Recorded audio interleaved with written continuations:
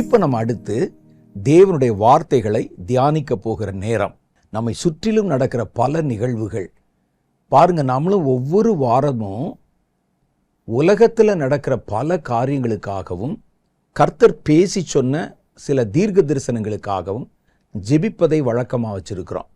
ஆனால் சமீப காலத்தில் நம்ம பார்க்குறோம், உலகம் தழுவின பயங்கரங்கள் வெகு தீவிரமாக நடைமுறைப்படுத்தப்படுகிறத பார்க்குறோம். பல தேசங்களில் யுத்தங்கள், யுத்தத்தினுடைய பயம், இவைகளெல்லாம் உண்டாகிறது. பல குழப்பங்கள் வெளித்தோட்டத்துக்கு பார்த்தா நமக்கு தெரியாது. திரைமறைவில் பல தேசங்கள்லையும் பயங்கரமான பிரச்சனைகள் அங்கே உருவாக்கப்பட்டு கொண்டிருக்கின்றன. வல்லரசுகளாக இருக்கக்கூடிய சோவியத் ரஷ்யாவும் அமெரிக்க தேசம் மாத்திரம் இல்லை, சீன தேசமும் இப்போ ஒரு வல்லமையான தேசமாக எழும்பி கொண்டிருக்கிறது. இவர்கள் உலக கட்டுப்பாடுகளை தங்களுடைய கட்டுப்பாடுகளுக்குள்ளே கொண்டு வருவதற்கான முயற்சியில் அவர்கள் பொருளாதாரத்தை பயன்படுத்துகிறாங்க, விஞ்ஞானத்தை பயன்படுத்துகிறாங்க, வியாபாரத்தை பயன்படுத்துகிறாங்க. இவைகள் மூலம் உலகத்தை 3 பிரிவாக பிரிச்சுக்கிட்டு ஒவ்வொரு தேசங்களோடும் தங்கள் வியாபாரத்தை வைத்து அவர்களை தங்களுக்கு கீழ்ப்படுத்தி வச்சிருக்கிறாங்க.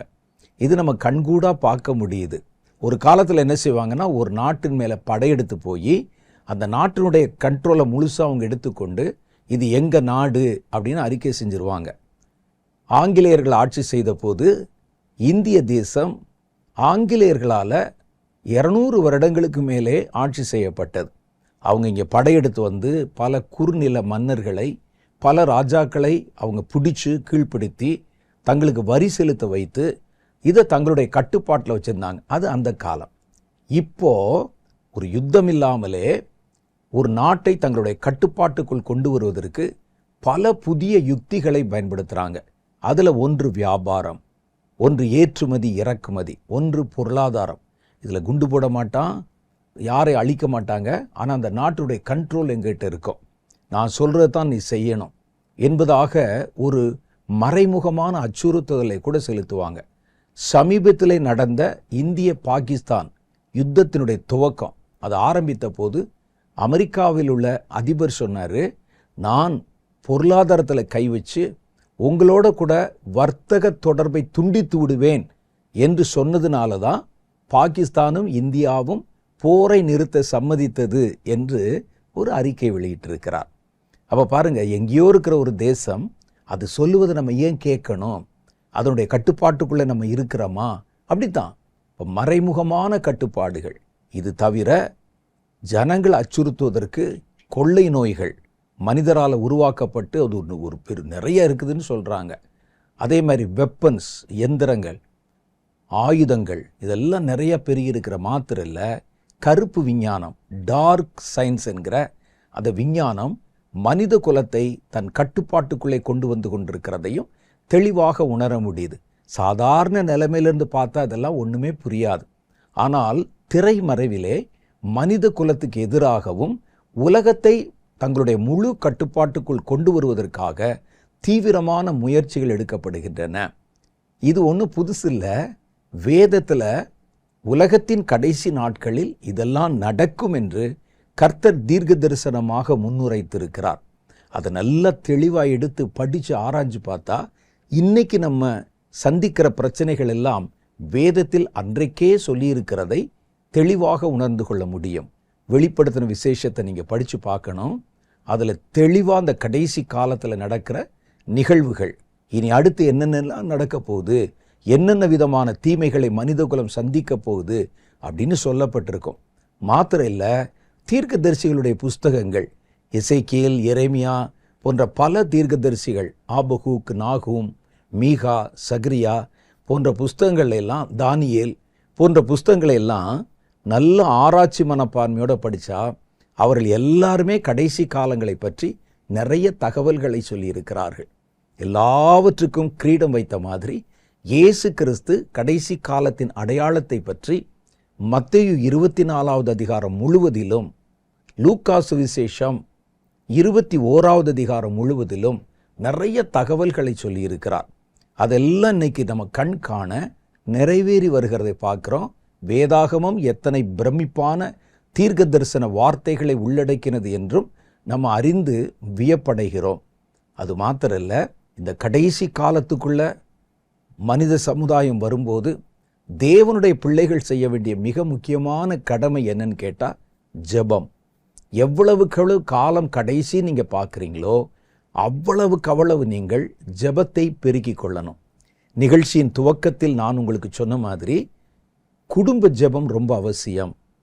பிள்ளைகள் இந்த டார்க் சயின்ஸில் பாதிக்கப்பட்டு விடாதபடி இந்த சின்ன பிராயத்திலிருந்தே கர்த்தரை கற்றுக்கொள்ளணும், ஜெபம் பண்ண கற்றுக்கொள்ளணும், வசனத்தை வாசிக்க, வசனத்தை மனனம் செய்ய, வசனத்தை தியானிக்க பிள்ளைகளுக்கு நீங்கள் எப்போவே பயிற்சி கொடுக்கணும். அது ரொம்ப அத்தியாவசியம். கடைசி காலத்திலே அவர்களை காக்கப் போவது இதுதான். இது தவிர நிறைய ஜெபிப்பதற்கு பல வாய்ப்புகள் நமக்கு இருக்கின்றன.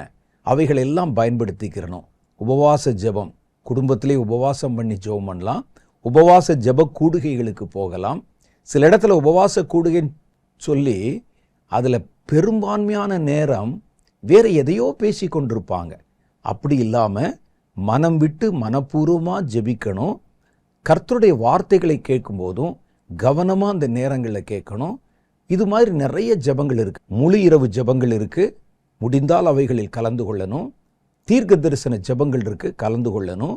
ஜெப கூடுகைகள், உபவாச ஜெபங்கள், சபையில் ஜெபங்கள், வீட்டில் ஜெபம், குழு ஜெபம் எல்லாவற்றையும் ஏற்படுத்தி காலம் கடைசின்னு நீங்கள் உணர எந்தெந்த வழிகளில் நீங்கள் அதிக நேரத்தை ஜெபத்திலே செலவிட முடியுமோ அதையெல்லாம் நீங்கள் தேர்வு செய்து ஜெபிப்பது தான் கடைசி காலத்திலே உங்களை பாதுகாக்க போதுமானது. கடைசி காலத்தின் நிகழ்வுகள் ஆபத்தானவைகள். ஏன்னா ஒரு காலத்தில் போர் என்பது வேற மாதிரி இருந்தது. கடைசி காலத்தில் போர் என்பது ரொம்ப வித்தியாசமானது. ஒரு 2 நாள்லையே ஒட்டுமொத்த உலகத்தையும் அழித்து விடுகிற அளவுக்கு நவீன ஆயுதங்கள் எல்லாம் கையில் வச்சிருக்கிறாங்க. அதே மாதிரி உலகத்தில் இந்த கடைசி காலத்தில் வருகிற பிரச்சனை எல்லாம் யாரும் தப்பிக்க முடியாதபடி வருகிற பிரச்சனைகள். ஒரு கொள்ளை நோயை பாருங்களேன், எந்த நாடும் தப்பிக்காதபடிக்கு எல்லா தேசத்துக்குள்ளும் அந்த விஷ கிருமிகள் கலந்து வந்ததை பார்த்தோம். இன்னும் நிறைய இருக்குன்னு சொல்கிறாங்க. அப்போ இப்படிப்பட்ட கடைசி கால நிகழ்வுகள் நடக்கிறத பார்க்கும்போது இதில் நம்ம எப்படி தப்பிக்கணும் என்பதற்கு இயேசு நமக்கு கொடுத்த ஒரு ஆலோசனை தான் இன்றைய தியானத்திற்கென்று நாம் எடுத்துக்கொண்டிருக்கிற வேத வசனம். லூக்கா சுவிசேஷம் 21வது அதிகாரம் 35, 36 ஆகிய வசனங்கள். அதில் ஆண்டவர் சொல்றார், பூமி எங்கும் குடியிருக்கிற அனைவர் மேலும் அது எது தீமை ஒரு கண்ணியை போல வரும். ஒரு நாட்டில் மாத்திரம் இல்லை. சிலர் சொல்லுவாங்க இது இஸ்ரேலை பற்றி இல்லை இல்லை இல்லை, உலகம் முழுசும் பூமி அனைத்திலும் குடியிருக்கிற அனைவர் மேலும் ஒரு கண்ணி போல வரும். கண்ணினா என்னது? காலில் சுருக்கு போட்டு நம்மை நகர விடாமல் பிடித்து கொள்வது. காட்டில் பார்த்தீங்கன்னா பறக்கிற பறவைகளுக்கு இந்த இலச்சருகுகளுக்கு நடுவில் சுருக்கு போட்டு நிறைய கண்ணிகளை வச்சுருப்பாங்க. யானைகளை பிடிப்பதற்கு காலை பிடிக்கிறது கூட இரும்பினால் ஆன 4 பக்கம், இந்த பக்கம் 4 பல், இந்த பக்கம் 4 பல் இருக்கும். நடுவில் காலை வச்சா மாட்டிக்கொள்ளும். அதை இழுக்க முடியாது, தூக்க முடியாது. இது மாதிரி கண்ணிகளை உள்ள வச்சுட்டா நம்முடைய செயல்பாடுகள், கண்ணி என்று ஏன் சொல்கிறாங்க, இந்த கண்ணியில் மாட்டிட்டா நீங்கள் எந்த கிரியையும் செய்ய முடியாது. கொரோனா என்ற கண்ணியில் மாட்டினமே, ஆஃபீஸ் போக முடியலை, வீட்டில் வேலை செய்ய முடியலை, வெளியே யாரும் நடமாட முடியலை, வியாபாரம் பண்ண முடியலை, எல்லாவற்றிலும் ஒரு கண்ணியில் அகப்பட்ட மாதிரி அகப்பட்டிருந்தோம். ஆண்டவர் சொல்கிறார், இதெல்லாம் கடைசி காலத்தில் இது போல நிறைய கண்ணிகள் வருவதற்கு வாய்ப்பு இருக்குது. உலகத்தின் கடைசி கால தீமைகள் பூமியில் குடியிருக்கிற அனைவர் மேலும் கண்ணி போல வரும். ஆகையால், அப்போ அதுக்கு நாங்கள் என்ன செய்யணும் ஐயா? ஆண்டவர் சொல்கிறார், ஆகையால் இனி சம்பவிக்க போகிற இவைகளுக்கெல்லாம் நீங்கள் தப்பி. அப்படின்னா தப்பிக்கிறதுக்கு ஒரு வழி இருக்குது. சிலர் சொல்லுவாங்க, கடைசி காலத்தில் சபை உபத்திரவத்தில் போய்த்தான் ஆகணும். நாமும் நிறைய பேர் சபையில் குழப்பங்கள் பிரச்சனைகள் வந்து சாகத்தான் வேண்டும். நேராக கர்த்தர் வந்து ரகசிய வருகையெல்லாம் இல்லாமல் நேராக 2வது வருகையில் தான் வருவார். உலகத்தில் வருகிற பயங்கரங்களுக்கெல்லாம் பதில் சொல்லணும். நாமும் யாரும் தப்ப முடியாதுன்னு சொல்லுவாங்க. ஆண்டவர் சொல்கிறாரு, நீ தப்ப முடியும். நீங்கள் அந்த பயங்கரங்களிலே சிக்கிக்கொள்வது எனக்கு விருப்பமில்லை, அதனால தப்புவதற்கு ஒரு போக்கு வச்சிருக்கிறேன் அப்படின்னு கர்த்தர் சொல்றார். எல்லாருக்கும் அது வரும் என்று சொன்னால் கர்த்தர் இந்த வார்த்தை சொல்ல வேண்டிய அவசியம் இல்லை. அது வராமல் தவிர்த்து கொள்வதற்கு தேவ பிள்ளைகளுக்கு ஒரு பாதுகாப்பை, ஒரு ஆலோசனையை, ஒரு வழியை கர்த்தர் சொல்லுகிறார். ஒரு தீர்க்கதரிசி சொன்னா கூட சந்தேகப்படலாம், ஒரு ஊழியக்காரர் சொன்னா கூட நம்ம சந்தேகப்படலாம். இது கர்த்தர் சொல்லுகிற வார்த்தை. இவைகளுக்கெல்லாம் நீங்கள் தப்புவது என்னுடைய விருப்பம், என் நோக்கம். அதனால்தான் இந்த ஆலோசனையை உங்களுக்கு மாத்திரம் சொல்றேன். நீங்கள் தப்பி மனுஷகுமாரனுக்கு முன்பாக நிற்க பாத்திரவான்களாக எண்ணப்படுவதற்கு எப்பொழுதும் ஜெபம் பண்ணி விழித்திருங்கள் என்றார். இது ஒண்ணுதான், வேற எந்த மருந்தும் இல்லை, வேற எந்த போக்கிடம் இல்லை. கண்ணி தெரிக்கணும், நீங்க மாட்டக்கூடாது, நீங்கள் இந்த ஆபத்துகளில் சிக்கக்கூடாது, தப்பணும். அதுக்கு ஒரே ஒரு ரெக்கமெண்டேஷன் ஆண்டவர் சொல்றது என்னன்னா, ஜெபம் பண்ணுங்க, விழித்திருந்து ஜெபம் பண்ணுங்க. சும்மா ஜெபம் பண்றது இல்லை. ஜெபம் என்பதற்கு நம்ம ஒரு ஃபார்மேட் வச்சு ஜெபம் பண்றது இல்லை. விழித்திருந்து அப்படின்னு என்ன அர்த்தம்னா, உங்களை சுற்றிலும் நடக்கிறத பார்க்காம கண்மூடித்தனமா ஜெபம் பண்ணாதீங்கன்னு சொல்ல வர்றாரு. சிலர் பாருங்க, ஜெபம் சொன்னாலே ஒரு ஃபார்மேட் வச்சிருப்பாங்க. கர்த்தாவே அமெரிக்காவை ஆசீர்வதியும், இந்தியாவை அப்படி இல்லை. விழித்திருந்து ஜெபம் பண்ணுங்க. விழித்திருந்து ஏன் சொல்றாரு? ஜெபத்தில் நம்ம என்ன சொல்றோம்? கண்ணை மூடி ஜெபம் பண்ணுவோன்னு சொல்றோம். வேதத்தில் அதற்கு ஆதாரம் ஒன்றும் இல்லை, ஆனால் கண்ணை மூடி ஜெபம் பண்ணுன்னு சொல்றோம். அது மாம்ச கண்ணை மூட சொல்றோம். ஆனால் கர்த்தர் சொல்லுகிறார், ஜெபம் பண்ணும்போது கண்மூடித்தனமான ஜெபம் அல்ல, நீங்க வச்சிருக்கிறீங்களே ஒரு ஃபார்மேட், அதுவும் இல்லை. நீங்கள் விழித்திருந்து ஜெபம் பண்ணுங்கள்.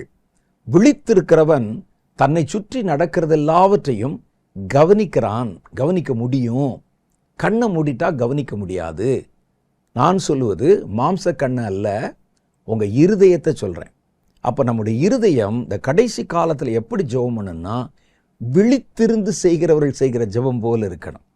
விழித்திருக்கிறவனுக்கு உலகத்தில் தன்னை சுற்றிலும் என்னென்னலாம் நடக்குது என்பதை பார்க்க முடியும். அப்போ கவனிங்க, ஒரு தேசத்தில் என்ன நடக்குது, வேதத்தை கவனிங்க, வேதத்தை விழிச்சு பாருங்க. வேதத்தில் என்ன சொல்லி இருக்குது, அது அப்படியே இப்போ எப்படி நடக்குது. அந்த வசனத்தில் 2 வரியில சொல்லப்பட்டது பிராக்டிக்கலாக 2 வருஷம் எப்படி நடக்குது பாருங்க. அது ஒவ்வொன்றும் எப்படி போகிறது, வேதம் அதனுடைய முடிவை எப்படி சொன்னதோ அப்படியே நடக்குது. இதை பார்த்துட்டு அது போகிற பாதையை அறிந்து விழிப்புள்ளவர்களாக ஜெபம் பண்ணுங்கள். சிலர் இப்படிப்பட்ட வசனத்தை குழந்தைத்தனமாய் புரிந்து கொண்டு விழித்திருந்து ஜெபம் பண்ண சொல்லனா ஆல் நைட் ப்ரேயரு, ராத்திரிலாம் முழிச்சிருந்து ஜெபம் பண்ணுங்க. அப்போ அது எப்போ தூக்கம் வருமோ அந்த நேரத்தில் தூக்கத்தை தியாகம் பண்ணிட்டு பண்ணுற ஜெபத்துக்கு பேர் தான் விழிப்பு ஜெபம் சொல்கிறாங்க. அது இல்லை. விழித்திருந்து ஜெபம் பண்ணுங்கன்னா உங்களை சுற்றிலும் நடக்கிற காரியங்களை விளங்கி கொண்டு அறிந்து அவைகளுக்காக ஜெபம் பண்ணுங்க. சிலர் தட்டி விட்டால் உடனே ஜெபம் பண்ணிடுவாங்க. கட அது என்ன ஏது அதெல்லாம் யோசிக்கிறதே இல்லை. இதெல்லாம் பொதுவாக ஆண்டவரே அதை செய்யும் இதை செய்யும் தாக்கிவிடும் அப்படி இப்படின்னு சொல்லி ஜெபம் பண்ணி முடிச்சுடுவாங்க. இந்த மாதிரி நம்ம அறியாமை உள்ள ஜெபங்களை செய்கிறதுனால தான் பெருந்திரள் கூட்டமாய் ஜனங்கள் ஜெபிச்சாலும் ஏற்ற விளைவுகளை நம்மால் பார்க்க முடியாமல் இருக்குது. அப்போ ஆண்டவர் சொல்கிறார், முதல்ல உங்களுக்கு விழிப்பு வேண்டும். விழிப்புனா உங்களை சுற்றி இருக்கிற பல விஷயங்கள், உங்களை சுற்றிலும் சாத்தான் வைத்திருக்கிற தந்திரங்கள், மனுஷனுடைய தந்திரங்கள், வேதத்தில் அதை குறித்து என்ன சொல்லி இருக்குது, அது எப்படி உலகத்தில் நடக்குது, இவைகளை உணர்ந்து அது நடக்க ஆரம்பிக்கும் போது அடுத்து என்ன வரும்னு உங்களுக்கு தெரிஞ்சிடும். ஏன்னா நீங்கள் தான் பைபிள் படிச்சிருக்கீங்களே. அதை சொல்லி நீங்கள் ஜெபம் பண்ணுங்க, இது உங்களை பாதுகாக்கும் என்று கர்த்தர் நமக்கு சொல்லு. இதுக்கு பேர் தான் உண்மையான விழிப்பு ஜெபம், விழித்திருந்து பண்ணுற ஜெபம். அப்போ இந்த ஜெபம் என்ன செய்யுமா, கடைசி கால உபத்திரவங்களிலிருந்து உங்களை தப்புவிக்கும். இந்த விழித்து செய்கிற ஜெபம் நம்மை சுற்றிலும் நடக்கிற காரியங்களை உணர்ந்து அதை குறித்து அறிந்து அது எப்படி போகும் என்பதை வேதத்தோடு ஒப்பிட்டு பார்த்து அதுக்கு செய்கிற ஜெபம் இருக்கு பாருங்க, அது உங்களை கடைசி கால தீமைகளிலிருந்து பாதுகாக்கும் என்று கர்த்தர் உங்களுக்கு வாக்கு கொடுக்கிறார். இதுதான் வாக்குத்தத்தம். அப்ப இந்த வாக்குத்தத்தம் நமக்குரியது. இவைகளுக்கு நீங்கள் தப்புவீர்கள். இப்படி ஜெபிச்சா நீங்க தப்புவீங்க. விழித்திருந்து ஜெபித்தால் தப்புவீர்கள். இது வெளிப்படுத்துகிற விசேஷத்தில் நமக்கு கொடுத்திருக்கிற வாக்குத்தத்தம் இது. ரெண்டாவது, இந்த ஜெபம் என்ன செய்யுமா, கடைசி கால முடிவிலே கர்த்தர் வருவார். அது நமக்கு தெரியும். இப்போ வருகிற இந்த கடைசி காலத்துக்குள்ள நுழைஞ்சிட்டோம். இந்த காலத்தினுடைய நிகழ்வுகள் நடக்கிறத பார்க்குறோம். எருசலேமை பாரமுள்ள கல்லாக்குவேன் என்று கர்த்தர் சொன்ன மாதிரி இன்னைக்கு எருசலேமை கொஞ்சம் கொஞ்சமாக பாரமுள்ள கல்லாக மாற்றி கொண்டிருக்கிறாங்க. தொடர்ந்து யுத்தத்தின் சத்தம் கேட்டுக்கொண்டே இருக்கிறது. அந்த யுத்தத்தின் தீ வெப்பம் இன்னும் அணையவில்லை. எருசலேமை சுற்றிலும் நடக்குது. இதெல்லாம் பைபிளில் போட்டிருக்கு. அது இன்னைக்கு நடக்குது. அடுத்து என்ன நடக்கும்? யாருகிட்டே நீங்கள் ஆருடன் கேட்க வேண்டியதில்லை. பைபிளில் அதற்கு பதில் இருக்கு. அப்போ இவைகளில் நீங்கள் ஜெபம் பண்ணும்போது இந்த கடைசி காலத்தினுடைய முடிவிலே கர்த்தர் வருவார்.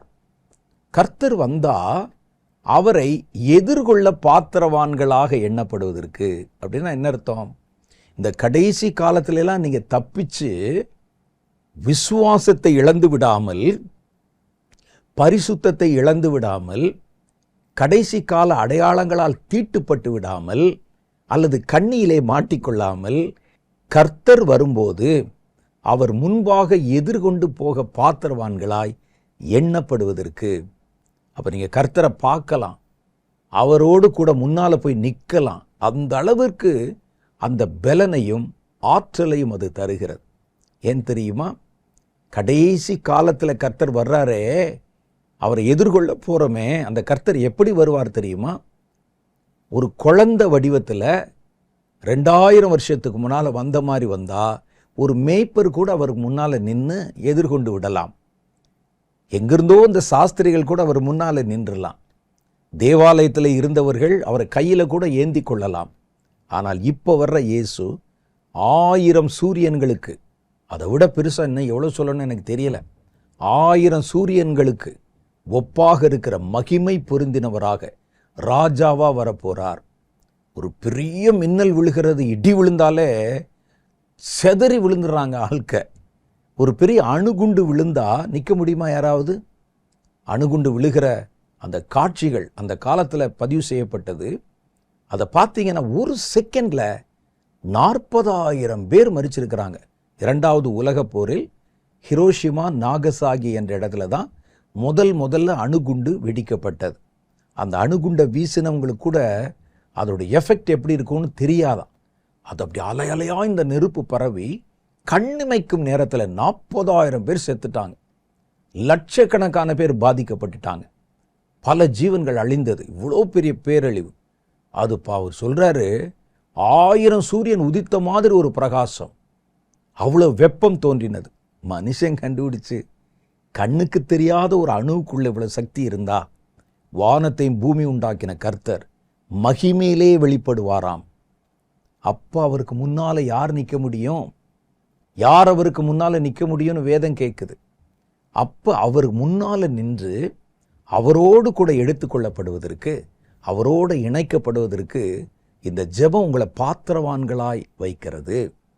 மற்றவங்க அதை பார்த்தா பயம், எல்லாம் உருகி போகுது, மலைகள் துள்ளுகின்றன, பாவிகளுக்கு பயம். ஆனால் தேவனுடைய பிள்ளைகள் அவர்கள் ஆயத்தமாக இருக்கிறதுனால அவர்கள் தேவனுக்கு முன்பாக நிற்கும் தகுதி அடைகிறார்கள். அப்போ ஜெபம் என்ன செய்து? தீமைகள், கடைசி கால தீமைகள்லேருந்து பாதுகாக்குது. 2வது, கர்த்தர் முன்னால், மகிமையில் வருகிற கர்த்தர் முன்பாக உங்களை நிலை நிற்க வைக்கிறது. அப்போ ஒரு ஆவிக்குரிய பலத்தை இது கொடுக்குது. எந்த ஜெபம்? சும்மா நம்ம சேர்ந்து வச்சு கிளிப்பிள்ளைகள் சொல்லுவது போல திருப்பி அது இல்லை. விழித்திருந்து செய்கிற ஜெபம், உங்களை சுற்றிலும் நடக்கிற காரியங்களை உணர்ந்து செய்கிற ஜெபம். அதற்கு வேதம் நமக்கு உதவி செய்கிறது. 2000 வருஷத்துக்கு பின்னால் வரக்கூடிய ஆபத்துகளை கர்த்தர் ஏன் நமக்கு எழுதி கொடுக்கணும்? நம்ம என்ன செய்ய போகிறோம்? எதுக்காக இதை எழுதி கொடுத்தாரு அப்படின்னா, நீங்கள் விழித்து இதை அறிந்து கொள்வதற்கும் அறிந்து கொண்டதற்காக ஜெபிப்பதற்கும் தான் கர்த்தர்வைகளை நமக்கு எழுதி கொடுத்திருக்கிறார். இல்லாட்டா அதில் எழுதியிருக்கிற அந்த பயங்கரங்களை பார்த்தா நம்ம என்ன செய்ய முடியும்? கை நீட்டி அணை போட்டு தடுக்க முடியுமா? முடியாது. ஆனால் ஜெபிக்க முடியும். அதுக்காகத்தான் கர்த்தர் அதை எழுதி கொடுத்துக்கிறார் நமக்கு. அப்போ இது நமக்குள்ள என்னென்ன உண்டாக்குது? ஒன்று, பாதுகாப்பை உண்டாக்குகிறது. இன்னொன்று, ஆவியினுடைய பலத்தை உண்டாக்குகிறது. கர்த்தருடைய வருகையிலே கர்த்தருக்கு முன்பாக நிற்கும் தகுதியை அது நமக்கு ஏற்படுத்தி தருகிறது. அதனால் இந்த கடைசி காலத்தில் ஜெபிக்கணும். கடைசி காலத்து நிகழ்வுகள் ஆபத்தானவைகள், தப்ப முடியாதபடிக்கு ஆபத்தானவைகள். ஒரு இடத்துல ஒரு குண்டை போட்டால் ஒரு 40 மைல் சுற்றளவில் 40,000 பேர் சாகுறான்னா எப்படி தப்பிக்கிறது? அது நான் சொல்வது 2வது உலகப் போர் நடைபெற்ற காலத்தில். இப்போ பல மடங்கு பயங்கரமான ஆயுதங்களை வச்சிருக்கிறாங்க. எப்படி தப்பிக்கிறது? அப்போ இவைகளை தப்பிக்கிறதுக்கு ஒரு வழி இருக்குது, அது ஜெபம். அதைத்தான் கர்த்தருடைய வேதம் சொல்லு. அப்போ இந்த கடைசி கால ஜெபத்தை செய்கிறவர்கள் அவங்க ஒரு குறிப்பிட்ட காரியத்துக்காக, உலகத்தினுடைய பாதுகாப்புக்கு அல்லது எருசலேமுடைய பாதுகாப்புக்கு, வருகிற கொள்ளை நோய்களுக்கு, தீமைகளுக்கு அவங்க ஜெபம் பண்ணா ஒருவேளை அந்த பட்டினங்கள் இவர்களுடைய ஜெபத்தினாலே காக்கப்படாமல் கூட போகலாம். சில நேரம் அவங்க எவ்வளவோ ஜெபம் பண்ணலாம், ஆண்டவரே எங்கள் தேசத்தை காப்பாத்துங்கன்னு. ஆனால் தேசத்தாருடைய பாவம் பெரிதாக இருக்கிறதுனால நீங்கள் அவ்வளவு ஜெபம் பண்ணியும் அந்த தேசம் பாதுகாக்கப்படாமல் போகலாம். ஆனால் ஜெபிச்சவன் இருக்கிறான் பாருங்க, அவன் கண்டிப்பாக பாதுகாக்கப்பட்டுருவான். ஒரு தேசத்துக்கு நம்ம ஜெபம் பண்ணுறோம், தேசம் பாதுகாக்கப்படும்.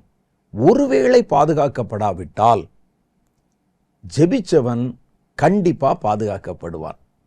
எசேக்கியேலின் புஸ்தகம் 9வது அதிகாரம் 1 6 வரைக்கும் உண்டான வசனங்கள் அதைத்தான் சொல்லுகிறது. எசேக்கியேல் ஆவியிலே பரலோகத்துக்கு எடுத்துக்கொள்ளப்படுகிறார். பரலோகத்தில் ஒரு பெரிய ஒரு காரியத்தை குறித்து ஆலோசனை பண்ணுறாங்க. எருசலேமின் மேலே சங்கார தூதர்களை அனுப்ப போகிறாங்க. எருசலேமுடைய பாவம் வானபரியந்தம் போய் எட்டி இருக்கிறது. கர்த்தருடைய காதுக்கு போச்சு. தேவனுடைய ஜனங்கள் இருக்கிற இடம்தான்.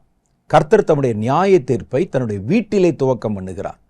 உடனே அவங்க செஞ்ச பாவத்துக்கும் அக்கிரமத்துக்கு சரியா பரலோகத்தில் இருக்கக்கூடிய சங்காரம் செய்கிற தூதர்கள், இந்த தூதர்களுக்கு வேலையை அனுப்புனா அந்த இடத்தை துவைச்சு காய போட்டு வந்துடுவான். அது எல்லாத்துலேயும் அதில் சங்காரத்தை உண்டு பண்ணுவாங்க. அவர்களை அழைத்து கர்த்தர் பேசுகிறாரு. எசேக்கியேல் அங்கே போய் ஆவியிலே நிற்கிறாரு, பாரு என்ன பேசுகிறோன்னு. அப்போ கர்த்தர் சொல்கிறாரு, சங்கார தூதர்களை அழைத்து எருசலேமுக்குள்ளே போங்க, அவங்க பாவம் கொடுமையானதாக இருக்கிறது. ஆசாரியன்லேருந்து கீழே ஆலயத்துக்கு முன்னால் கடை வச்சிருக்கிறான் பாரு, அவன் வரைக்கும் பொல்லாதவர்களும் அக்கிரமக்காரரும் விபச்சார கள்ளரும் வேசி மார்க்கத்தாரும் பாவிகளுமா இருக்கிறாங்க. அவங்க பாவம் வானபரியந்தம் வந்து எட்டி இருக்கு. அதனால எருசலேமுக்குள்ளே ஊடுறதுக்கு கடந்து போய் வெட்டுங்க. எங்க ஆரம்பிக்கணும்? முதல்ல தேவாலயத்தில் ஆரம்பிங்க. பிரதான ஆசாரியன் இருக்கானே அவன்கிட்ட ஆரம்பிங்க. அடுத்து ஆசாரியர்கள் கூட்டம், லேவியர்கள் கூட்டம், அப்புறம் பரிசேயர் சதுசேயர் கூட்டம், அங்கே இருக்கக்கூடிய வேத பாரம் துவக்கம் பண்ணி ஊருக்குள்ளே முழுசும் போங்க என்று கர்த்தர் அனுப்புகிறார். அப்போ அனுப்பும்போது அவர் சொல்கிறாரு, இருங்க, நீங்கள் போகிறதுக்கு முன்னால் நான் வேறொரு தூதனை அனுப்புகிறேன். இன்னொரு தூதனை அழைத்து சொல்லுகிறார், இவர்களை நான் அனுப்புவதற்கு முன்னால் நீ எருசலேமுக்குள்ளே போய் இந்த பட்டணத்தில் எவ்வளவு பாவங்கள் செய்யப்படுகிறதே, இந்த அக்கிரமங்களை பார்த்து தேவன் ஒரு அழிவை தந்துருவாரேன்னு தங்கள் முழங்கால முடக்கி கண்ணீர் சிந்தி எரேமியா மாதிரி ஜெபம் பண்ணுறக்கு ஒரு கூட்டம் இருக்காங்கப்பா. அவங்களெல்லாம் தேடி கண்டுபிடிச்சு அவன் நெத்திலெல்லாம் ஒரு ஒரு அடையாளத்தை போடு. நீ அடையாளம் போட்டு வந்த உடனே சங்கார தூதர்கள் போவாங்க. அப்போ கர்த்தர் சொல்லுகிறார் சங்கார தூதர்களை நோக்கி, நீங்கள் தேவாலயத்தில் இருந்து கீழே இருக்கிற கடைசி குடிமகன் வரைக்கும் போங்க, எல்லார் மேலேயும் இந்த சங்காரத்தை வைங்க. ஆனால் அந்த பட்டணத்துக்கு ஜெபம் பண்ணானே அந்த கூட்டத்து மேலே மாத்திரம் உன் கையை போடாத அப்படின்னு கர்த்தர் சொல்லுகிறார். பாருங்கள், அவர்கள் யாருக்காக ஜெபம் பண்ணாங்க? எருசலேமுக்கு ஜெபம் பண்ணாங்க.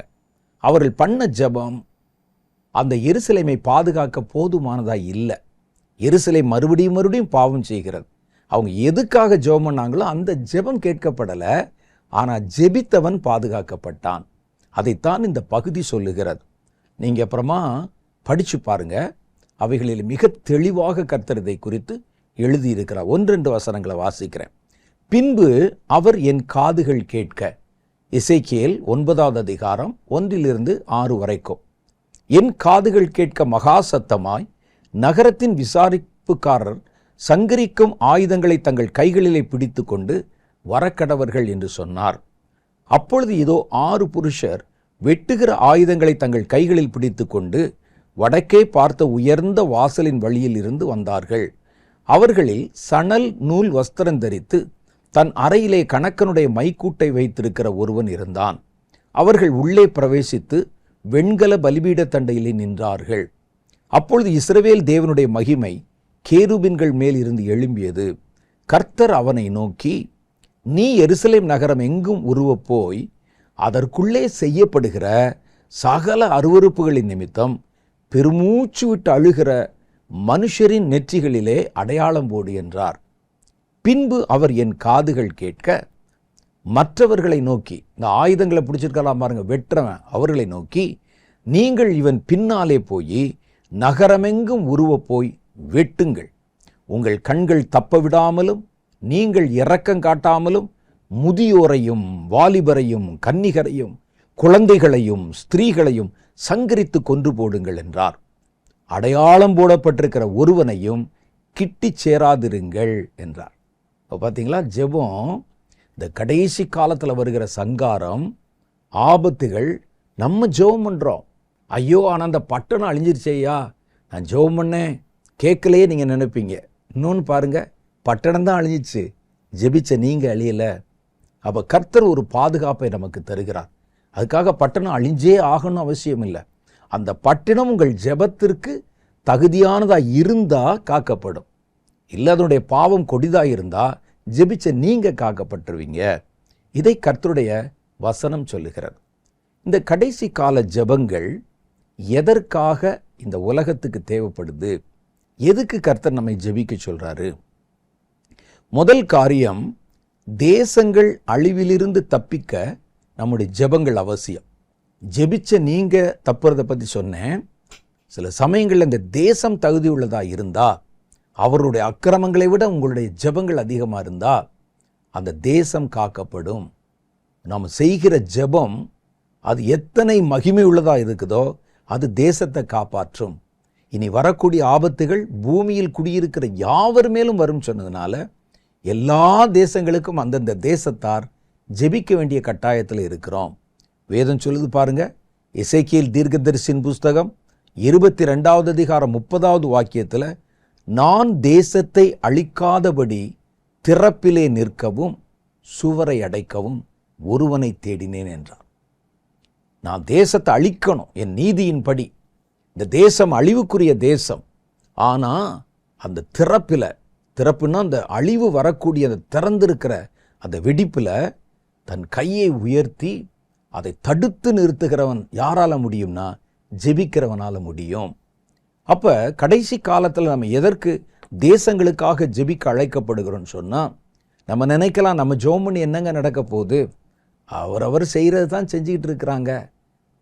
என்னென்ன செய்யணும்னு சொல்லி பொல்லாத காரியங்களை தேசத்தில் நடைமுறைப்படுத்தணும்னு யோசிச்சாங்களோ அதெல்லாம் நடந்துக்கிட்டு தான் இருக்குது. ஜெபிக்கிறனால என்ன பயன் என்று நீங்கள் நினச்சிடக்கூடாது. நம்ம ஜெபிக்கணும், தேசங்கள் காக்கப்பட ஜெபிக்கணும். தேசம் ஒருவேளை காக்கப்படாவிட்டால் கூட நீங்கள் காக்கப்பட்டு விடுவீர்கள் என்பதற்காக நீங்கள் ஜெபிக்கணும். அப்போ இந்த ஜெபம் தேசத்திற்காக செய்கிற ஜெபம். அப்போ என்ன செய்யணும்? விழித்திருந்து ஜெபம் பண்ணுங்கன்னு சொன்னாங்களே. விழித்திருங்கள் என்பது அவேர்னஸ் என்பதை குறிக்கிறது. அப்போ தேசத்துக்கு நீங்கள் விழித்திருந்து ஜெபிக்கணும்னா தேசத்தை குறித்த விழிப்புணர்வு வேணும். தேசத்தில் வெளியே என்ன சொல்கிறாங்க, உள்ளே என்ன செய்கிறாங்க, தேசத்தில் என்னென்ன மனுஷ தந்திரங்கள் அரங்கேறுகின்றன, தேசத்தில் இப்போ சமுதாயத்தில் என்னென்ன விதமான தீமைகளை விதைத்து கொண்டிருக்கிறாங்க. இப்போ சமீப காலமாக பாருங்களேன், ஜனங்களுக்குள்ளே ஒரு தேசத்தாருக்குள்ளேயே பிரிவினைகளை தூண்டுகிறார்கள். மதத்தின் பேராலையும் ஜாதியின் பேராலையும் பிரிவினை. அவங்க பிரிஞ்சிருந்தா தான் நாங்கள் ஆட்சி பண்ண முடியும். இது இந்தியாவில் மாத்திரம் இல்லை, எல்லா நாடுகளிலும். இந்தியாவில் மதத்தின் பேரால் இருந்ததுன்னா இன்னொரு தேசத்தில் நிறத்தின் பேரால் இருக்கும், இன்னொரு தேசத்தில் பொருளாதாரத்தின் அடிப்படையில் இருக்கும். பிரிவினைகளை உள்ளே கொண்டு வந்து தங்கள் ஆட்சியை காப்பாற்றிக் கொள்வதற்கும் தாங்கள் செய்கிற தவறுகளை மற்றவர்கள் பார்க்கக்கூடாதுங்கிறதுக்காக அவர்களை திசை திருப்புவதற்கும் நிறைய தீமைகளை தேசம் முழுவதும் கட்டவிழ்த்து விட்டு கொண்டிருக்கிறாங்க. இது குறித்த விழிப்புணர்வு நமக்கு வேணும். தேசத்தில் வெளியே செய்யப்படுகிற ஒரு காரியம் இருந்தால் அதற்கு உள்ளே வேறொரு அர்த்தம் இருக்கிறது, வேறொரு நோக்கம் இருக்கிறது. இந்த கடைசி காலங்கள் தந்திரங்கள் நிறைந்த காலங்கள். அதனால் சொல்லப்படுற எல்லாத்தையும் நீங்கள் நம்பிடக்கூடாது. இன்னைக்கு ஊடகங்கள் நம்பிக்கை இழந்து விட்டன. உலக அளவில் பொய்யான செய்திகளை, பொய்யான காரியங்களை திரிச்சு கூறுறாங்க. இதை வச்சுட்டு நம்ம அது உண்மை நினச்சி அதுக்கு போய் ஜெபம் பண்ணிட்டு இருந்தால் எப்படி இருக்கும்? இன்றைக்கி நிறைய இடங்களில் பாருங்களேன், இந்தியாவை நான் சொல்லலை, இந்தியாவில் மாத்திரம் சொல்லலை, உலக அளவிலேயே வெவ்வேறு விதமான வதந்திகளை நல்ல அங்கீகரிக்கப்பட்ட அரசாங்கத்தினுடைய பொறுப்பில் இருக்கக்கூடிய ஊடகங்களே பொய் செய்தியை பரப்புகிறாங்க நிறையா. அப்போ அதை நம்ம நம்ப வைக்கிறாங்க.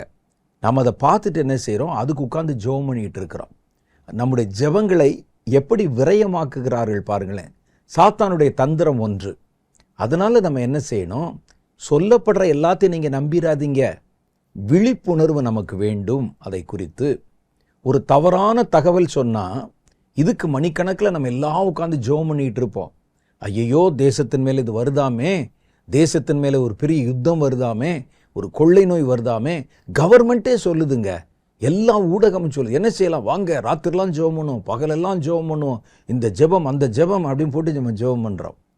கடைசியில் பார்த்தீங்கன்னா அது ஒரு வதந்தி அல்லது கட்டி ஜனங்களுக்காக கண்ணை மறைக்கிறதுக்கு சொல்லப்பட்ட ஒரு செய்தி தீவிரமாக பரப்பியிருப்பாங்க. நாம் அதை உண்மை என்று நம்பி அதுக்கு ஜெபம் பண்ணால் அந்த ஜெபம் விரயமாக போயிடுது. அப்போ இதுக்கு என்ன செய்யணும் அப்படின்னா, தேவனிடத்தில் காத்திருந்து கேட்கணும். ஆண்டவர்கிட்ட காத்திருந்து உண்மை நிலை என்ன என்பதை அறிந்து கொண்டு ஜெபம் பண்ணுங்க. இன்றைக்கி அநேகருடைய ஜெபங்கள் வீணாய் போவதற்கு காரணம் பொய் தகவல்களை நம்பி அதுக்கு போய் கண்ணீர் வடித்து ஜெபம் பண்ணிட்டு இருக்கீங்க, அது உண்மை என்று நினைத்து. இது நம்முடைய ஜெபங்களை விரயமாக்குவதற்கு சாத்தான் வைத்திருக்கிற தந்திரத்தில் ஒரு பெரிய தந்திரம். வெளியே ஒன்று சொல்லுவாங்க, உள்ளுக்குள்ளே வேற ஒன்று நடந்துக்கிட்டு இருக்கோம். அப்போ இதற்கு நம்ம விழித்திருந்து ஜெபம் பண்ணுகிறவர்கள் மாத்திரம்தான் அந்த பிரச்சனையினுடைய உள்ளான தன்மையை விளங்கி கொள்ளுகிறார்கள். பரிசுத்த ஆவியானவர் அவர்களுக்கு அதை வெளிப்படுத்தி காமிக்கிறாரு. இல்லை, அந்த மேலே உள்ள அதிகாரிகள் சொல்லுவது உண்மை இல்லை, ஆளுமை செய்கிறவர்கள் சொல்லுவது உண்மை அல்ல, நியூஸ் சேனலில் சொல்கிறதும் உண்மை இல்லை, இது பொய்யான தகவல். இது உண்மை தகவல் எங்கே இருக்கிறது? நான் உனக்கு சொல்கிறேன்னு சொல்வார். வேதத்தில் காட்டுவார். வேதத்தில் காட்டு. அப்படி இல்லாட்டா நீங்கள் குருட்டு நம்பிக்கையில் எதையாவது ஒன்றை ஆதரவு செய்ய ஆரம்பித்து விடுவீர்கள். அந்தி கிறிஸ்து வந்தால் கூட அவனுக்கு ஓட்டு போட்டுருவீங்க, அவனை ஏற்றுக்கொண்டு கொண்டாட ஆரம்பிச்சிருவீங்க. ஏன்னா அந்தி கிறிஸ்து செய்கிற எல்லாமே பயங்கரமானவைகள் அல்ல. அவன் முதல்ல துவக்கத்தில் உலகம் தழுவின நல்லது செய்கிறவனாக தான் தன்னை காட்டுவான். கொஞ்சம் கொஞ்சமாக தன்னுடைய நிறத்தை மாற்றி நம்ம எல்லாம் அவனுடைய பிடிக்குள்ளே வந்த உடனே தன்னுடைய முக சுரூபத்தை காட்டுவான். அப்போ இதெல்லாம் நம்ம வரும்போதே தெரிஞ்சுக்கிறோன்னா முதல்ல நமக்குள்ள இந்த ஒரு அவேர்னஸ் இருக்கணும். அப்போ தான் சரியான காரியத்துக்கு நம்ம ஜெபம் பண்ண முடியும். நியூஸ் பேப்பரை பார்த்து அதை நம்பியா ஜெபம் பண்ணுறீங்க? ஒரு ஊடகத்தை பார்த்து அதை நம்பியா ஜெபம் பண்ணுறீங்க? யூடியூப்பில் ஒவ்வொருவரும் ஒவ்வொரு செய்தி போடுறாங்களே, அதை நம்பியா நீங்கள் ஜெபம் பண்ணுறீங்க? உண்மை என்ன என்பது கடவுளுக்கு தெரியும். அந்த உண்மையான காரியத்தை ஜெபம் பண்ணும்போது தான் அந்த ஜெபம் பலன் கொடுக்கறதா மாறும். பொய்யான ஒரு காரியத்தை, இல்லாத ஒரு காரியத்துக்கு நீங்கள் வரிந்து கட்டி கொண்டு ஜெபம் பண்ணால் அத்தனை லட்சம் பேருடைய ஜெபமும் குப்பைக்கு போயிடும், பிரயோஜனம் இல்லாமல் போயிடும். அதனால தான் ஆண்டவர் சொல்கிறாரு, தேசத்துக்கு நீங்கள் ஜெபம் பண்ணால் விழித்திருந்து ஜெபம் பண்ணுங்கள்.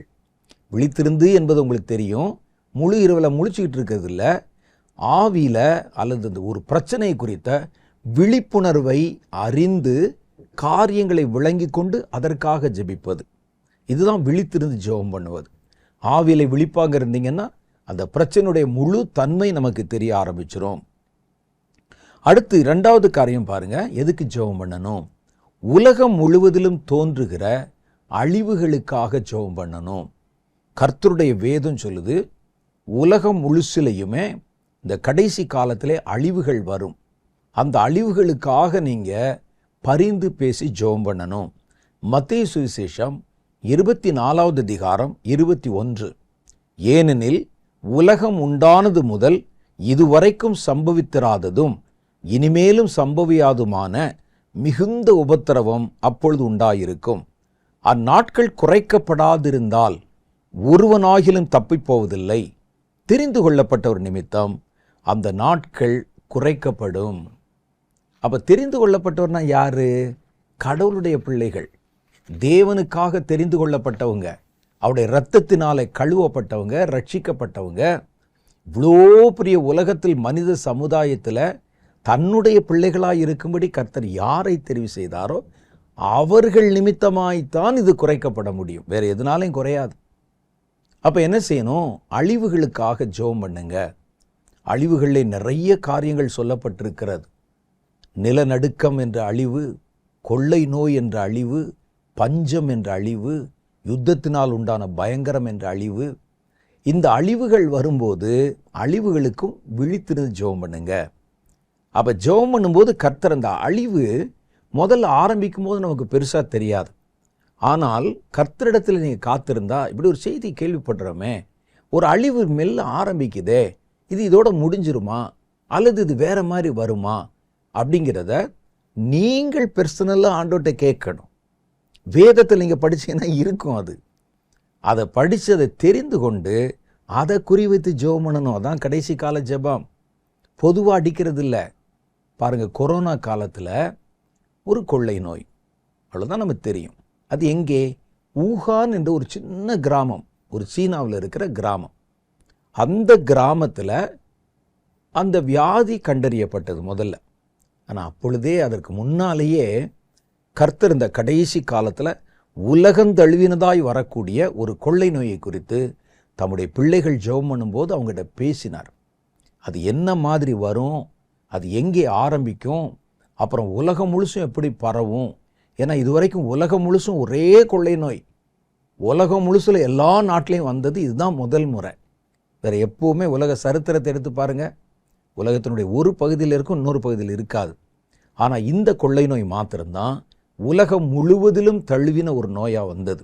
ஆனால் அந்த நோய் ஒரு சின்ன கிராமத்தில் வரும்போதும் அதிலே அந்த கிராமத்தில் அதை செய்வதற்கான முனைப்பு காட்டி ரகசியமாக அந்த வேலைகள் நடந்த போதும் அதற்கு முன்னாலேயே கர்த்தர் அதை குறித்து வெளிப்படுத்தி, இது அடுத்தடுத்து எப்படி போகும், அது வந்துட்டு உடனே நின்றுமா, ஒரு மாசத்துல முடிவுக்கு வந்துருமா, இல்லை அது எப்படியெல்லாம் வரும் என்று கர்த்தர் பல காரியங்களை வெளிப்படுத்தி பேசினார். அதை விட்டுட்டு நம்ம ஒரு பத்திரிகை செய்தியோ ஒரு டிவியில் பார்க்குற செய்தியோ வைத்து மாத்திரம் ஜெபம் பண்ணால் நம்ம முழு உண்மையோடு நம்ம ஜெபம் பண்ண முடியாது. அந்த கொள்ளை நோய் வந்தபோது அதை குறித்து எத்தனை வதந்தி செய்திகள், மருந்து கண்டுபிடிச்சாச்சுங்கிறாரு, அவ்வளோதான் அது முடிவுக்கு வந்துருச்சும்பார் ஒருத்தர். ஆனால் தொடர்ந்து அவைகள் வந்து கொண்டே இருந்ததை பார்த்தோம். அதே மாதிரி தான் முடிவு காலத்தில் வருகிற அழிவுகள், அதை குறித்து வெளியே வெவ்வேறு தகவல் சொல்லுவாங்க. ஒரு யுத்தம் வேற தகவல் சொல்லுவாங்க, ஒரு பெரிய பஞ்சம் வேற தகவல் சொல்லுவாங்க, கொள்ளை நோய் வேற தகவல் சொல்லுவாங்க. நீங்க கடைசி காலத்துக்கு ஜெபம் பண்ணணும்னு சொன்னாலே விழித்திருந்து ஜெபம் பண்ணணும். மறுபடியும் சொல்றேன், விழித்திருந்து ஜெபம் பண்ணுவது என்பது ஆல்நைட் பிரேயர்ல ஜெபம் பண்றது இல்லை, தூங்காம ஜெபம் பண்றது இல்லை. ஆவியில விழிப்புள்ளவர்களாக இருந்து நீங்க ஜெபிக்க போற பிரச்சனையினுடைய உண்மைத்தன்மை அறிந்து கொண்டு ஜெபம் பண்ணணும். ஏன் இன்னைக்கு வதந்திகளை பரப்புறாங்க? தேவ பிள்ளைகளுடைய ஜெபத்தை விரயமாக்குவதுக்கு தான். வேற ஒரு பொய் தகவலை சொல்லிட்டா இவன் உட்கார்ந்துட்டு சாப்பிடாம கொள்ளாம வாங்கன்னு ஒரு பெரிய கூட்டத்தை கூட்டி தொண்டை தண்ணி வத்த ஜெபம் பண்ணி கண்ணீர் விட்டு எல்லாம் கதறி எழுங்கன்னு அள வச்சு கடைசியில் பார்த்தீங்கன்னா அந்த மேட்ரு உண்மையாக இருக்காது. சாத்தானுக்கு ரொம்ப சந்தோஷம். நம்ம சொன்ன ஒரு பொய்யை நம்பி அதுக்கு உட்காந்து ஜெபம் பண்ணுறான். அந்த ஜெபத்தை எல்லாம் விரயமாக்கி விட்டேன்.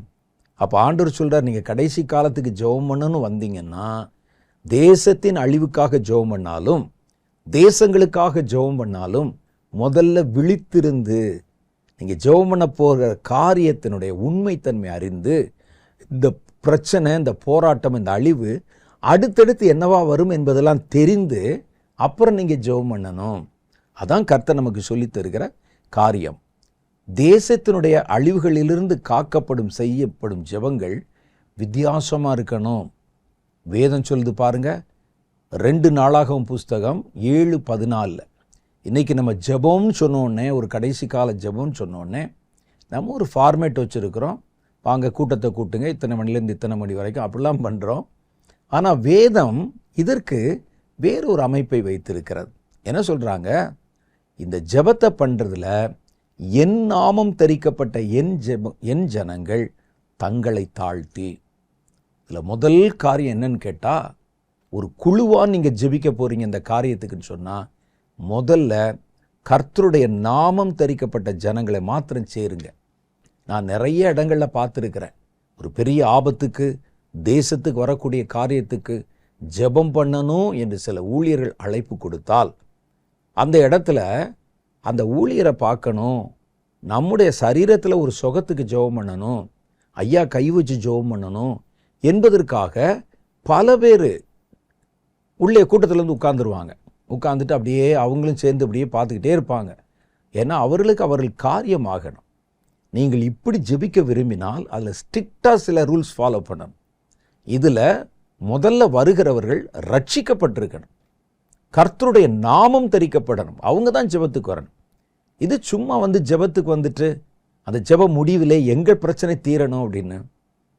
நான் சில இடங்களில் பார்த்துருக்கிறேன், இந்த திறப்பில் நின்று நம்ம ஜெபம் பண்ணணும், தேசத்துக்கு ஜெபம் பண்ணணும், தேசத்தினுடைய அழிவுக்கு ஜெபம் பண்ணணும்னு அழைத்த இடத்துல நிறைய பேர் நம்ம ஆரம்பத்தில் ஜெபம் பண்ணி அவர்களுடைய விடுதலைக்காகவோ சுத்திகரிப்புக்கு ஜெபம் பண்ணும்போது நிறைய பிசாசு பிடிச்சவங்க உள்ளே இருப்பாங்க. அப்போ ஊழியர்கள் எழும்பி முதல்ல பிசாசை துரத்துவாங்களா, சுகமாக்குவாங்களா, குறிப்பிட்ட காரியத்துக்கு ஜெபம் பண்ணுவாங்களா? இப்படிப்பட்ட ஜெபங்களை வைக்கும்போது முதல் நிபந்தனை, அந்த ஜெபத்திலே கலந்து கொள்ளுகிறவர்கள் தேவனால் தெரிந்து கொள்ளப்பட்டவர்களாக இருக்கணும். அவர்கள் இப்போ புதுசாக இப்போ தான் ரட்சிக்கப்படக்கூடாது. இங்கே அவர்கள் விடுதலை அடையணும், பிசாசு துரத்தப்படணும், அதுக்குள்ள. உண்மையிலே பிசாசே துரத்தப்பட்டால் நல்லது தானங்க நீங்கள் சொல்லலாம். பிசாசு துரத்தப்பட்டு அவர் சுத்தமாயிட்டா உடனே ஜெபம் பண்ணிடுவார். அவருக்கு அந்த பாரம் வருமா? விடுதலை ஆயிட்டாரியா, சுகம் இல்லை, முதல்ல நம்ம கொஞ்ச நேரம் ஜெபம் பண்ணோம், விடுதலை ஆயிட்டாரு, இப்போ உடனே ஜெபம் பண்ணிடுவார் இல்லை. ஒரு உண்மையான ஜெபம், ஒரு உண்மையாக ஜெபம் பண்ணணும், இந்த பிரச்சனைக்கு ஜெபம் பண்ணணும்னா கர்த்தருடைய நாமம் தரிக்கப்பட்ட ஜனங்கள், ரட்சிக்கப்பட்டவங்க, அவங்க நோக்கம் ஒரே நோக்கமாக இருக்கணும். அவர்களால் விளங்கி கொண்டு ஜெபம் பண்ணுவாங்க. கூட்டம் வரட்டுன்னு சொல்லி எல்லாத்தையும் அள்ளி போட்டு ஜெபம் பண்ணக்கூடாது. அந்த ஜெபங்கள் நிறைய, அந்த ஜெபங்களில் தடைகள் இருக்கிறதுனால இது நல்லா செய்கிறவங்க செய்கிற ஜெபத்தையும் அது செயலற்றதாக்கிவிட வாய்ப்பு இருக்கிறது. அடுத்தவர் சொல்கிறாரு, என் நாமம் தரிக்கப்பட்ட ஜனங்களை மாத்திரம் கூட்டுங்க. அவன் வேற எந்த நோக்கத்துக்கும் இல்லை. இந்த நம்ம சொல்லுகிற இந்த காரியத்திற்காக, தேசத்தினுடைய பாதுகாப்புக்காக ஜெபம் பண்ண போகிறோம். இதுதான் நோக்கம். எங்களுக்கு வேற நோக்கம், குடும்பத்தில் பிரச்சனை, வீட்டில் பிரச்சனை, பொருளாதார பற்றாக்குறை, வியாதி, அதெல்லாம் இல்லை. இதற்காகவே வரணும். அவர்கள் சும்மா உட்காந்து ஜெபம் பண்ணக்கூடாது, தங்களை தாழ்த்தணும். தங்களை தாழ்த்தி ஜெபம் பண்ணி, ஜெபத்துக்கு தாழ்த்துதல் என்பதுதான் ரொம்ப முக்கியம். கர்த்தருடைய நாமம் தரிக்கப்பட்டவர்களாக இருந்தாலும் தாழ்த்தாமல் நம்ம ஜெபம் பண்ணால் அந்த ஜெபத்தில் பிரயோஜனம் இருக்காது. கர்த்தருடைய நாமம் தரிக்கப்பட்டவர்கள் 10 பேர் ஊழியக்காரர் இருப்பாங்க. ஒருத்தர் நம்ம எல்லாம் எழுந்து ஜெபம் பண்ணால் இவர் எந்திரிக்க மாட்டார். முழங்கால் போட்டு ஜெபம் பண்ணோன்னா விசுவாசி நாங்கள் முழங்கால் போட மாட்டாங்க. அப்போ அவர்களுக்குள்ளே ஒரே மாதிரியான ஒரு மனம், பாரம், தாழ்மை, அதான் அடையாளம் இருக்கணும். யோனா தீர்க்கதரிசி என்று ஒருவேளை தேவ ஜனங்களுக்கு தெரிஞ்சிருக்கலாம், இஸ்ரேல் தேசத்தில் தெரிஞ்சிருக்கலாம். ஆனால் நினிவேல அவரை தெரிஞ்சிருக்கிறதுக்கு என்னங்க வாய்ப்பு இருக்குது? இப்போ உள்ள காலம் மாதிரி யூடியூபோ சமூக வலைத்தளமோ யோனா செய்த பெரிய சாதனைகளை காமிச்சிருந்தா கூட தெரியும். இவர் யாருன்னே தெரியாதவர்களுக்கு அவர் உண்மையான தீர்க்கதரிசியா, இவர் தீர்க்க தரிசனம் சொல்லி என்னென்னலாம் நடந்திருக்குது, அல்லது கள்ள தீர்க்கதரிசியா, பிழையா மாதிரி காசுக்கு தீர்க்க தரிசனம் சொல்கிறவனா, யாருன்னே தெரியாது. அந்த நாட்டில் நேராக போய் அவர் ராஜாட்ட கூட பேசலை. ராஜாட்டெல்லாம் விட மாட்டாங்க. கர்த்தர் சொன்னார், நீ போய் நான் சொல்கிற வார்த்தையை சொல்லுன்னு சொன்னார். யோனா முதல்ல போக மாட்டேன்னு சொன்னார். அப்புறம் கர்த்தர் கொண்டாந்து சேர்த்துட்டார். அங்கே நினிவே பட்டணத்தில் நின்று அவர் தீர்க்க தரிசனம் சொல்கிறார். ராஜா அவர் நேராலாம் பார்க்கல. இந்த செய்தி ராஜாவுடைய காதுக்கு போகுது. அவன் ரட்சிக்கப்பட்டவனும் கிடையாது, அவர்கள் தேவனை தொழுது கொள்ளுகிறவர்களும் கிடையாது. இந்த தீர்க்கதரிசியை குறித்து அவருக்கு தெரியவும் தெரியாது. ஆனால் அது கடவுளுடைய வார்த்தை என்று அவன் நம்பினான். நம்பினது மாத்திரமில்லை, அவன் தேசத்தில் உபவாச ஜெபத்தை அறிவித்தான். மற்றவங்களாம் ஜெபம் பண்ணுங்க, யார் யாரோ அந்த கடவுளை பற்றி அந்த ஒரு ஆள் சொன்னானாமே, அதுக்காக எல்லாரும் அந்த கடவுளை நோக்கி அந்த கடவுள் கூட யாருன்னு தெரியாதவங்களுக்கு அவர் நோக்கி கடவுளே நம்ம ஜெபம் பண்ணுங்கன்னு சொல்லி தானும் இரட்டு உடுத்தி கொண்டு சாம்பல்லையும் புழுதியிலும் போய் உட்கார்ந்து ராஜா ஜெபம் பண்ணானாம். அதனால்தான் தேசம் காக்கப்பட்டது. நினிவேயில் செய்யப்பட்ட ஜெபம் எல்லாரும் தாழ்த்தணும். நீங்கள் எல்லாம் ஒரு ஜெபக்குழு அமைச்சு நீங்கள்லாம் ஜெபம் பண்ணிட்டு வாங்க, நான் இருக்கிறேன் அப்படின்னு ராஜா சொல்லலை. இவர் யாருன்னே தெரியாது. இதே காரியத்தை இஸ்ரேலில் சொன்னால் கூட எரேமியா படித்து போய் இஸ்ரேலில் சொன்னாரே, அவங்க கேட்கலையே.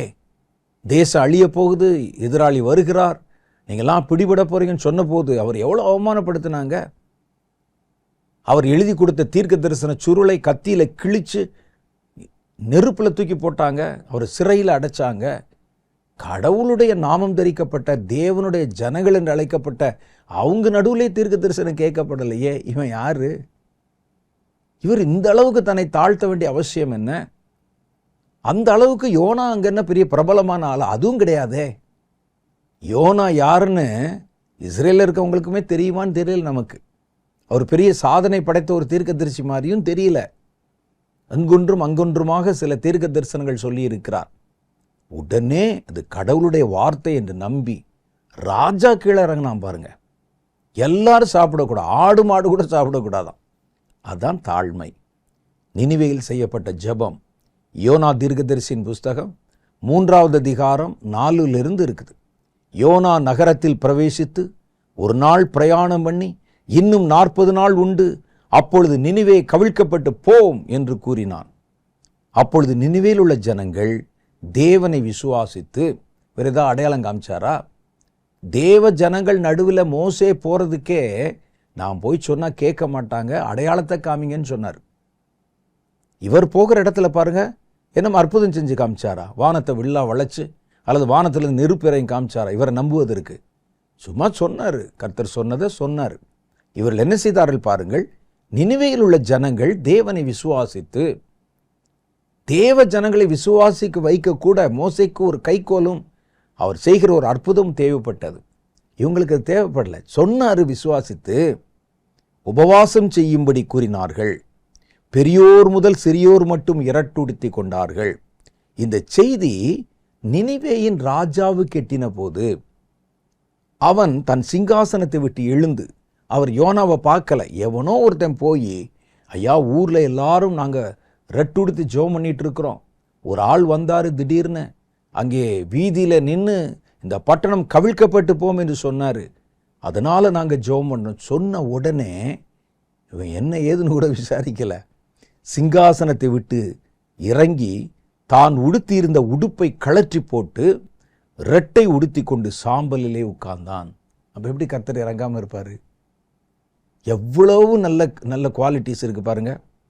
மேலும் ராஜா தானும் தன் பிரதானிகளும் நிர்ணயம் பண்ணின கட்டளையாக நினிவேயில் எங்கும் மனுஷரும் மிருகங்களும் மாடுகளும் ஆடுகளும் ஒன்றும் ருசி பாராதிருக்கவும், மேயாமலும் தண்ணீர் குடியாமலும் இருக்கவும், மனுஷரும் மிருகங்களும் இரட்டினால் தங்களை மூடிக்கொண்டு தேவனை நோக்கி உரத்த சத்தமாய் கூப்பிடவும்.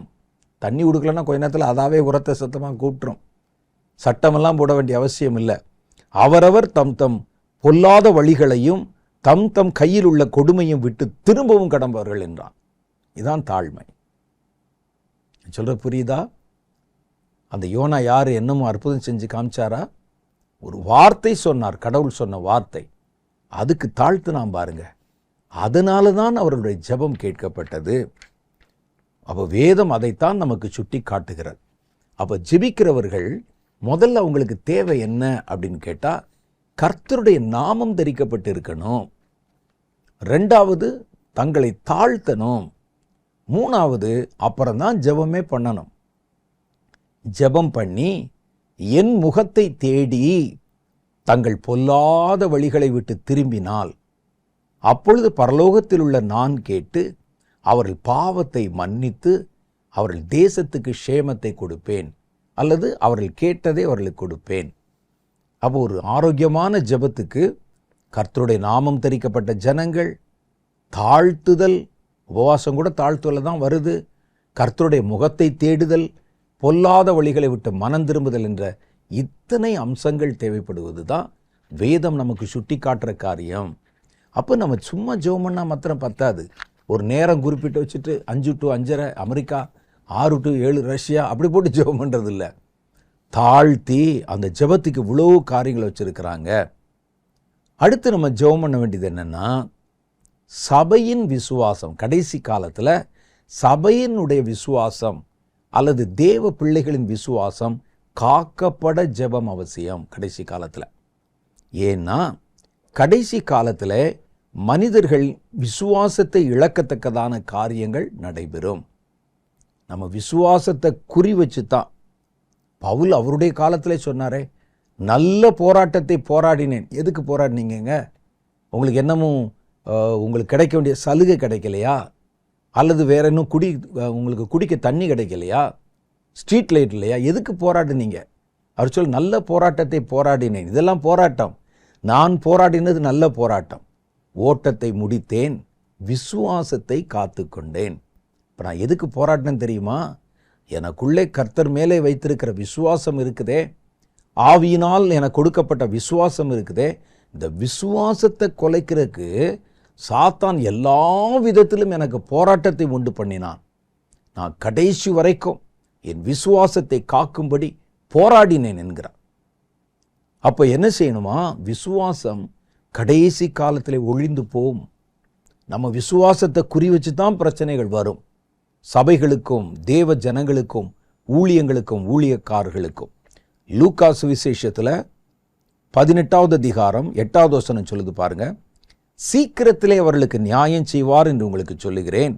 ஆகிலும் மனுஷகுமாரன் வரும்பொழுது பூமியிலே விசுவாசத்தை காண்பாரோ என்றார். ஏன்னா அந்த கடைசி காலத்தில் விசுவாச போராட்டம். நீங்கள் ஒவ்வொரு காரியத்துக்கும் உங்கள் விசுவாசம்தான் சோதிக்கப்படும். ஒரு குடிக்க தண்ணி கேட்டால் கூட உங்கள் விசுவாசம் சோதிக்கப்படும். ஒரு உணவு கேட்டால் கூட விசுவாசம் சோதிக்கப்படும். அப்போ இந்த விசுவாசத்தை இழந்துராம பாதுகாக்கணும். சபைகளுக்கு வரக்கூடிய கடைசி கால உபத்திரம் அதுதான். இதனால என்ன செய்வாங்க? அந்த விசுவாசத்தை மறுதலித்தவர்கள் விசுவாச துரோகிகளாய் மாறிவிடுவார்கள். விசுவாசத்துக்கு போராட்டம் வருது, சிலர் காத்துக்கப்படுறாங்க, சிலர் அந்த இதில் போய் விழுந்துடுறாங்க, நிற்க முடியலன்னு. இவன் விசுவாச துரோகியாய் மாறிவிடுகிறான். வேதம் சொல்லுது, மத்தேயு சுவிசேஷம் 24வது அதிகாரம் 10வது வசனத்தில், அப்போது அநேகர் இடரல் அடைந்து, அது வரைக்கும் நல்லா இருந்திருக்கிறான், இந்த உபத்திரவங்களை பார்த்தோன்னு இடரல் அடைந்து ஒருவரை ஒருவர் காட்டி கொடுத்து ஒருவரை ஒருவர் பகைப்பார்கள். விசுவாச துரோகம் முந்தி நேரிடும். 2 தெசலோனிக்கேயர் புஸ்தகம் 2வது அதிகாரம் 3வது வசனம் சொல்லுகிறது. அப்போ இந்த கடைசி காலத்தில் வருகிற போராட்டம் சபையாக இருந்தாலும் தேவ ஜனமாக இருந்தாலும் ஒரு தனி நபராய் தேவனை பின்பற்றுகிற தனி நபராக இருந்தாலும் எல்லாரும் சந்திக்க போகிற பிரச்சனை, நீங்கள் கடவுள் மேல் வைத்திருக்கிற பக்தி, கடவுள் மேல் வைத்திருக்கிற நம்பிக்கை, விசுவாசத்தை அசைத்து பார்க்கிறதா தான் இருக்குமா. அதற்காக நம்ம சபைக்கு ஜெபம் பண்ணணும். இதே மாதிரி ஒரு விசுவாச போராட்டம் இயேசுவின் சீஷர்களுக்கு வரப்போகுது. இயேசு என்ன செய்தார் தெரியுமா? அவர்களுக்காக ஜெபம் பண்ணினார். நாளைக்கு உங்கள் விசுவாசத்துக்கு போராட்டம் வருது, எல்லாரும் செதறி போயிடுவீங்க, எல்லாரும் என்னை விட்டு ஓடி போயிடுவீங்க, நீங்கள் விசுவாசத்தோடு என்னை பின்பற்றக்கூடாதபடி பல போராட்டம் வருது. ஆனால் அதுக்காக நான் உங்களுக்கு ஜெபம் பண்ணுறேன்னு கர்த்தர் அவர்களுக்காக ஜெபம் பண்ணினார். விசுவாசத்தை இழக்கத்தக்க சோதனை வருவதை அறிந்த இயேசு தம்முடைய சீடர்களுக்கு ஜெபித்தார். இப்போ உங்களுக்கு தெரியுதே, சபைக்கு விசுவாசத்துக்கு சோதனை வரும், கிறிஸ்தவர்களுக்கு சோதனை வரும். இப்பவே நம்ம அதுக்காக ஜெபம் பண்ணணும்.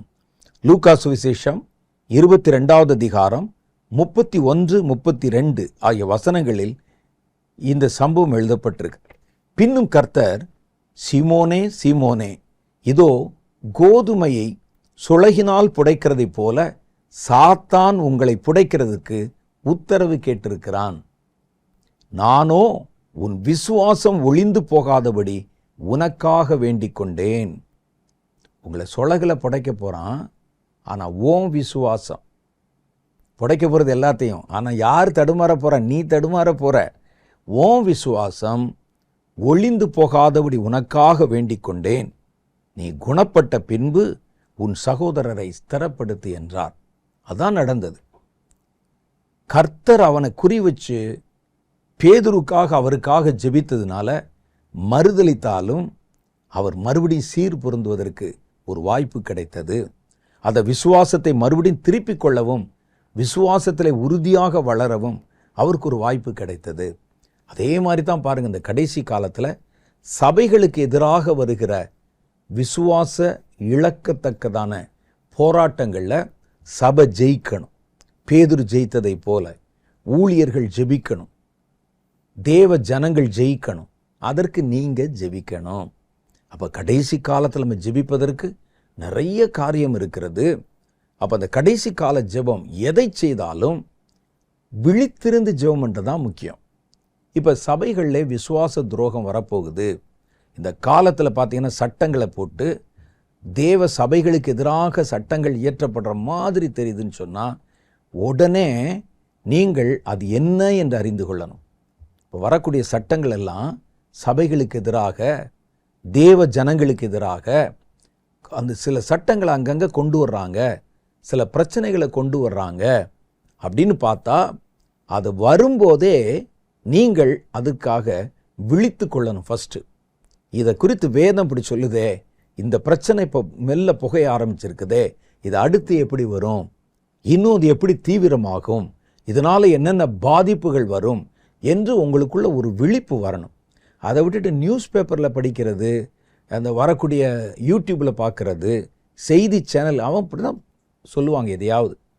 ஆனால் தேவனுடைய வேதத்தை கொண்டு நீங்கள் கடைசி கால ஜெபத்தில் எதை செய்தாலும், அது சபைக்கு செய்கிற ஜெபமாக இருந்தாலும் சரி, தேசத்துக்கு செய்கிற ஜெபமாக இருந்தாலும் சரி, அழிவுகளுக்கு செய்கிற ஜெபமாக இருந்தாலும் சரி, இன்னும் நிறைய சொல்லணும், சொல்லிகிட்டே போகலாம். எந்த கடைசி கால ஜெபத்தை செய்தாலும் விழித்து நீங்கள் ஜெபம் பண்ண போகிற காரியத்தை குறித்த முழு விவரத்தை ஆவியானவர் மூலம் பெற்று ஜெபியுங்கள். அந்த ஜெபம் உங்களையும் பாதுகாக்கும், தேசத்தையும் பாதுகாக்கும். கர்த்தருடைய வருகையிலே நீங்கள் எதிர் நிற்க பாத்திரவான்களாய் எண்ணப்படும்படி உங்களை பலப்படுத்தும். கண்களை மூடி தலைகளை தாழ்த்தி நம்ம ஜெபிப்போமா? அன்பும் இரக்கம் நிறைந்த எங்கள் பரலோக பிதாவே, கடைசி காலத்தில் நாங்கள் பார்க்கிற அநேக காரியங்களுக்காக ஜெபித்தாலும் நாங்கள் ஒரு சரியான விதத்தில் ஜெபிக்க முடியாதபடி ஏதோ கேள்விப்படுகிற செய்திகளை வைத்து நாங்களாய் பயப்படுகிற காரியங்களை வச்சு அதற்காக ஜெபம் பண்ணுகிறோம். ஆனால் வேதம் சொல்லுகிறது, கடைசி கால ஜெபத்தினுடைய முக்கியத்துவமே விழித்திருந்து ஜெபம் பண்ணுவது, ஒரு காரியத்தை அறிந்து கொண்டு ஜெபம் பண்ணுவதுன்னு சொல்லுகிறதே. அதை நாங்கள் கற்றுக்கொண்டோம் ஆண்டவரே.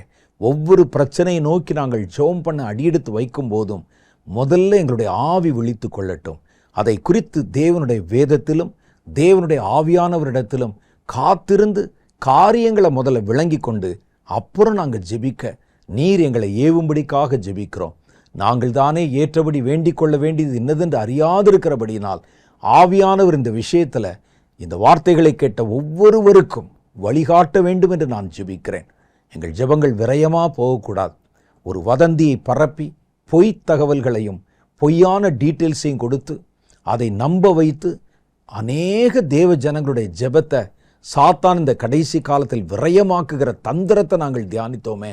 அவைகளுக்கு நாங்கள் உடன்படாதபடி கர்த்தருடைய ஆவியானவர் எங்களை நடத்தவும், கர்த்தருடைய ஆவியானவர் எங்களுக்குள்ளே அந்த விழிப்புணர்வை தரவும் தேவனே உம்முடைய சமூகத்தில் மன்றாடுகிறோம். நாங்கள் பெற்றிருக்கிற அந்த ஜெப ஆவியோடு விழிப்புணர்வின் ஆவியை இந்த வார்த்தைகளை கேட்கிற ஒவ்வொருவர் மேலும் நீர் அனுப்புவீராக. ஒவ்வொரு காரியங்களையும் யூகித்து அந்த காரியங்களுடைய தன்மை விளங்கி கொள்ள கர்த்தருடைய ஆவியானவர் அவர்களுக்கு அனுகிரகம் தருவீராக. எங்கள் ஜெபங்கள் பலன் கொடுக்கிறதாகவும் எங்களை பலப்படுத்துகிறதாகவும் தேசத்தையும் ஜெபிக்கிறவர்களையும் பாதுகாக்கிறதாகவும் ஒரு ஆரோக்கியமான ஜெபமாய் மாற கர்த்தருடைய சந்நிதியிலே எங்கள் ஜெபங்களை ஒப்பு கொடுக்கிறோம். நீரே பொறுப்பிடும் உம்முடைய பிள்ளைகளை ஆசீர்வதியும். இயேசுவின் நாமத்தினாலே எங்கள் ஜெபங்களை ஏற்றுக்கொள்ளும் எங்கள் பிதாவே, ஆமென். கர்த்தர் இன்றைய தினத்திலே நாம் எவ்வளவுதான் ஜெபம் பண்ணாலும் சரியான ஜெபத்தை எப்படி பண்ணுவது, விரயமாகிற ஜெபம் என்றால் என்ன, எது பலன் கொடுக்கிற ஜெபம் என்று நமக்கு அவர் கற்பித்தார். ஆராதனை நேரத்தில் கர்த்தருடைய ஆவியான ஒரு அசைவாடி நம்முடைய ஆராதனைகளை அவர் எடுத்துக்கொண்டார். ஜெபங்களுக்கு பதில் கொடுக்கிற தேவன் உங்கள் ஜெபத்தை கவனித்து பார்த்திருக்கிறார். அடுத்த வாரம் நம்ம சந்திக்கும்போது வேறொரு புதிய செய்தியோட நான் உங்களை சந்திக்கிறேன்.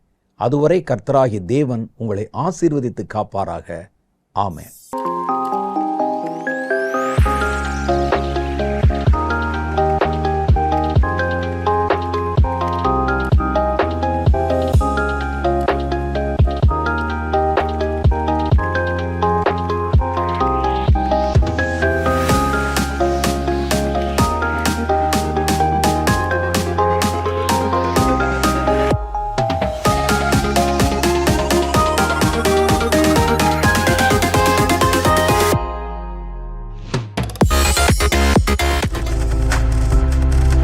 நீங்கள் பார்த்துக் கொண்டிருப்பது உங்கள் ஜாய் டிவி. உங்கள் துக்கம் சந்தோஷமாய் மாறும்.